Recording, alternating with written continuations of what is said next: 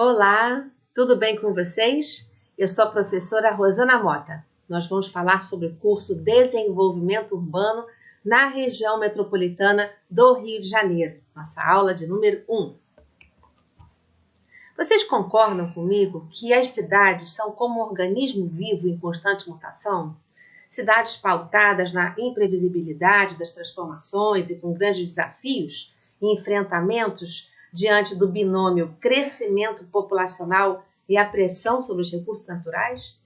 Então, precisamos de minimizar esses impactos do crescente aumento demográfico das cidades e regiões metropolitanas com ações, planos, projetos sustentáveis e transformadores, apoiados nas novas tecnologias e com intensa participação cidadã. Claro, o cidadão precisa participar. Gestão participativa nas cidades. E, sem dúvida, também com as parcerias com os stakeholders.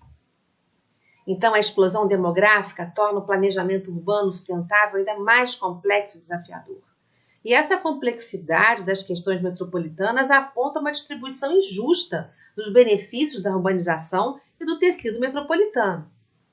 Então, metrópoles são esses centros urbanos de grande porte, que têm poder de atração e influência sobre as cidades do seu entorno, né?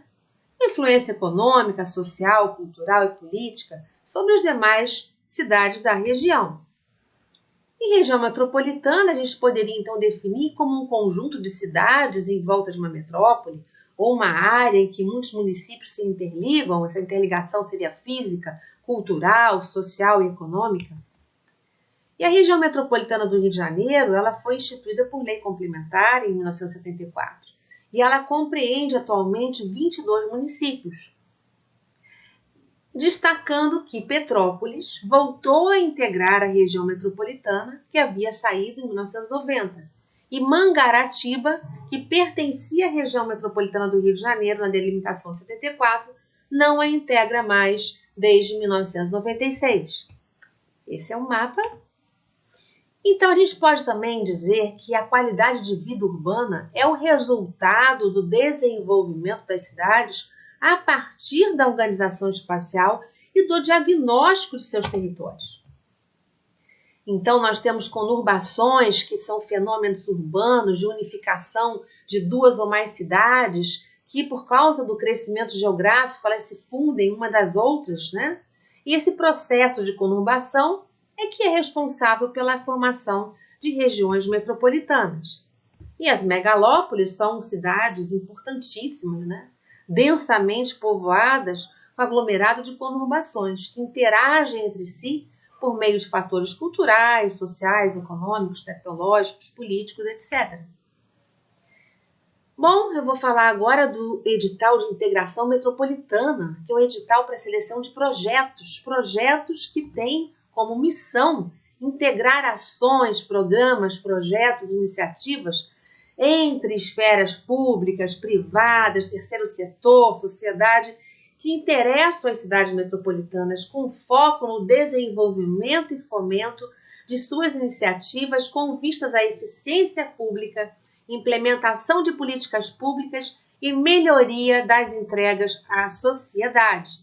Falaremos sobre Constituição Federal de 88, falaremos sobre gestão das cidades, planejamento, organização, direção, controle, foco no cumprimento das metas planejadas, tendo em vista os graves problemas sociais, ambientais e econômicos, em especial no pós-pandemia.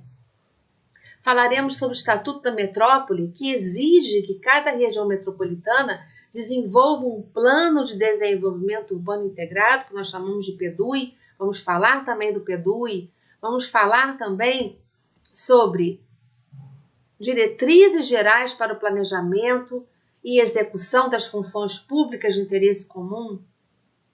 Vamos falar sobre a democratização e gestão das cidades brasileiras através de instrumentos de planejamento como o plano diretor, que é obrigatório para toda cidade com mais de 20 mil habitantes ou aglomerados urbanos.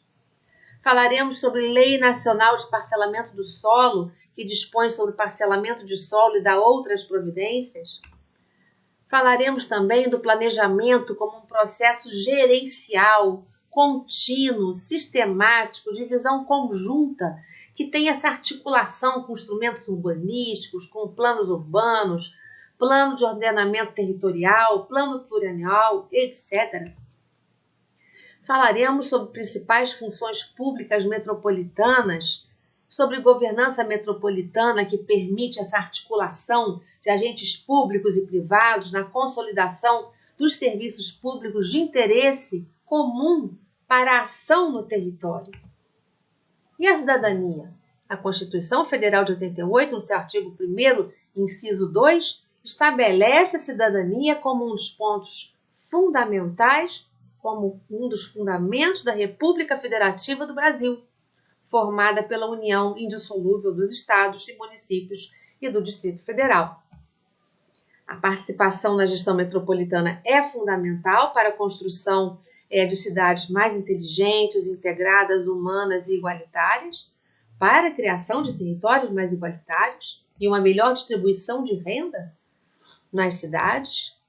O orçamento participativo, nós falaremos também com vários exemplos, que faz com que o cidadão possa decidir em conjunto, com seus órgãos públicos, critérios e prioridades para a aplicação dos recursos públicos, que possibilita à população o direito de opinar, discutir, decidir em coparticipação com os governantes, e ações para cada região da cidade, construindo assim um regime democrático participativo. E para finalizar, nós falaremos também sobre a Agenda 2030 da ONU, no qual eu gostaria que vocês elaborassem uma ação, um plano, um projeto que contemple um dos ODS da Agenda 2030 da ONU e uma meta ou algumas metas desse objetivo num processo de pensamento, de construção de tudo que a gente vai abordar nas nossas 5 aulas, durante os 20 horas de curso. Então, vamos construir juntos a região metropolitana que queremos, destacando que a sustentabilidade, a participação cidadã, a consciência coletiva, a ciência e tecnologia, a busca pela qualidade de vida, a ética, os valores sociais e os novos processos organizacionais, eles estão redesenhando as cidades e regiões metropolitanas. Então, até já, até a aula de número 2. Conto com a presença de vocês. Bye, bye!